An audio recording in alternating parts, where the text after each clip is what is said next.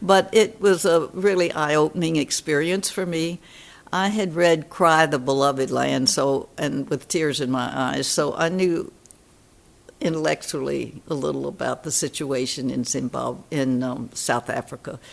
But it was going to Zimbabwe at the first women's conference that was held in Southern Africa in November of 1982. And all the post-colonial states, I remember one young woman who was a delegate from Mozambique who was so hostile to the colonial era, and understandably. But they were all what was called frontline states because whatever happened in South Africa, including their incursions into these different countries, had a profound effect on them. So even though the conference was held in Harare in Zimbabwe, South Africa seemed to be was an issue.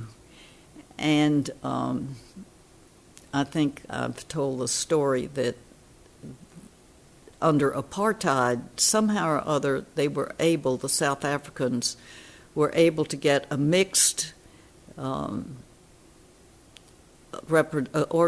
group to the conference, but with the promise that they would not participate, they wouldn't talk. And so at our first session, and the group was headed by Mrs. Tutu, the group was introduced and asked to stand, and then they were seated. And that was the last officially we heard anything from them. Well, that can't help but make a profound effect on you. So that was a really eye-opening experience, and that was when people had such hope for Zimbabwe because it had been left in much better shape, it's a relative thing, than other Western colonies. The infrastructure, the university, I mean, some of those colonies didn't, I think it was Tanzania, came out with something like 2 high school graduates when they received their independence. So there was great hope in Zimbabwe and by the people in Zimbabwe as well.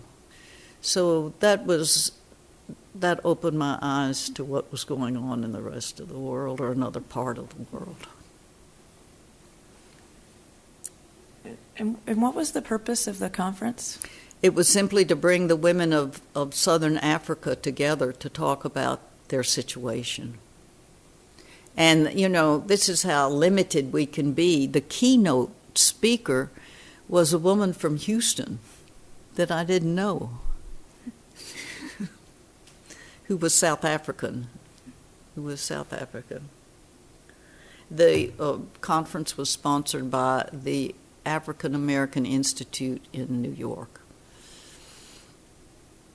And the African American that organized it, which must have taken a lot at that period, nothing like that had happened before, stayed on in Zimbabwe and worked there for, I don't know how many years, but for a substantial amount of time.